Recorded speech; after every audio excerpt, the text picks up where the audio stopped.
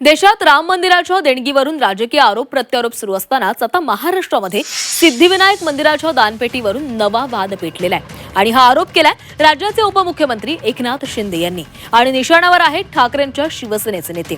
त्यामुळे भाविकांच्या आस्थेचं मंदिर आता थेट राजकारणाच्या केंद्रस्थानी आले। मुंबईतील श्री सिद्धिविनायक गणपती मंदिर विधान परिषदेमध्ये चर्चेला गेलं। ते श्रद्धेमुळे नाही तर घोटाळ्याच्या आरोपामुळे। उपमुख्यमंत्री एकनाथ शिंदेंनी तत्कालीन सिद्धिविनायक मंदिराच्या व्यवस्थापनावर गंभीर प्रश्न उपस्थित केलेत। मंदिरातील दानपेटी आणि आर्थिक व्यवहारांमध्ये अनियमितता झाल्याचा आरोप करत त्यांनी विरोधकांवर निशाणा साधलाय।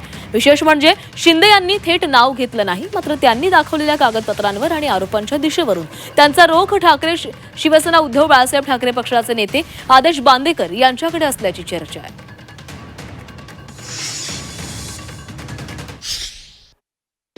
जे टीका करतायत त्यांच्या सहकाऱ्यांनी सिद्धिविनायकाच्या मंदिरामध्ये दानपेटी लुटण्याचं पाप केलं, तेव्हा चौकशीचे आदेश का दिले नाहीत? की सिद्धिविनायक मंदिर आम्ही ज्या पद्धतीनं सांभाळलं आणि त्याच्या निधीचा जो सामाजिक कार्यासाठी विनियोग केला तो यापूर्वी कधीच झाला नव्हता।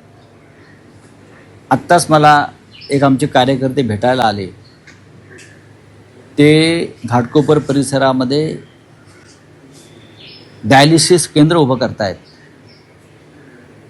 जागा त्यांची स्वतःची आहे आणि आदेश बांदेकर अध्यक्ष असताना त्यांनी डायलिसिस केंद्रासाठी मशीन घेण्यासाठी एक रक्कम मंजूर केली। त्यानंतर सत्ता बदलल्यावर जेव्हा ते कार्यकर्ते नव्या अध्यक्षांना भेटायला गेले तेव्हा त्यांनी ते डायलिसिस केंद्रचा निधी रद्द केला आणि म्हटलं, जर तू आमच्या पक्षात प्रवेश केलास तरच तुला हा निधी मंजूर केला जाईल। हे जे असे लोक आहेत ना, यांच्याकडनं तुम्ही काय अपेक्षा करता? सिद्धिविनायक केंद्रातनं सिद्धिविनायक मंदिराच्या न्यासानं आदेश बांदेकर, संजय सावंत हे सगळे लोक असताना जेवढं उत्तम काम केलं तेवढं कधीच ते काम होऊ शकलं नाही।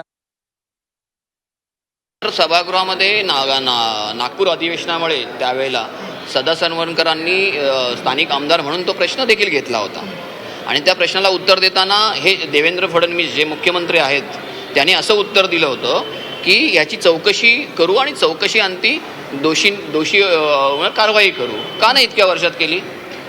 आता राम मंदिराचा जेव्हा घोटाळा बाहेर पडल्यानंतर तुम्हाला ही उदाहरणं आठवायला लागली का? मग कारवाई त्यावेळेला का नाही केली?